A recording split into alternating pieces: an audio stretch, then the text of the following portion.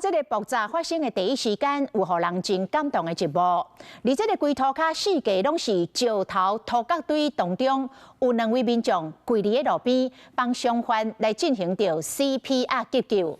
原来这2位拢是护理师，当时因一个伫个百货公司的6楼，一个伫个4楼，一听到爆炸声，马上冲落楼来斗救人。 因讲会当救一个算一个，讲所有的护理师，若拄到同款的状况，嘛一定甲因同款，全力救人。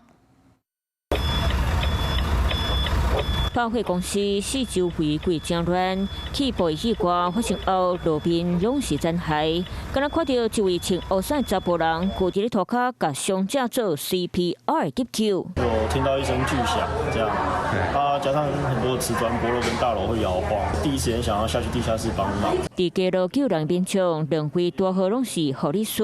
起爆发生的当时，分别伫咧6楼和4楼，听到砰一声，看到电梯砰落来，赶紧冲去1楼，就看到6位伤者，发现其中1位澳门旅客无外伤，不过心脏停气搁断开，一个扶手 CPR， 另外1位吊大动，继续伫咧抢救，直到救护人员赶到位。砰一声蛮大声的，然后就整个晃动，然后跟他会合作，也是马上冲下去看有没有需要帮忙。稍微吓到了，因为这种事情大量伤患通常就是医院在做演习，一生不太会遇到了。我是真的遇到了，也没有想那么多，就是能救一个是一个。两人佮讲，迄天只是到百货公司踅街，本正个计划要到12楼美食街食饭，因为时间去前着，才无去咧楼顶，颠倒会有机会落楼骹救人。相信在场所有的急诊护理师，只要遇到一样的情况，一定都是往前冲。你自己是这个行业的人，可以帮助别人就帮助他。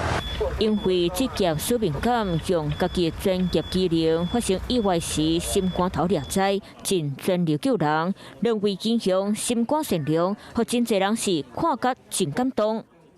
Hello， 我是林仙怡。想要抢先掌握最及时的新闻资讯吗？赶快订阅、按赞、开启小铃铛，锁定华视新闻 YouTube 频道。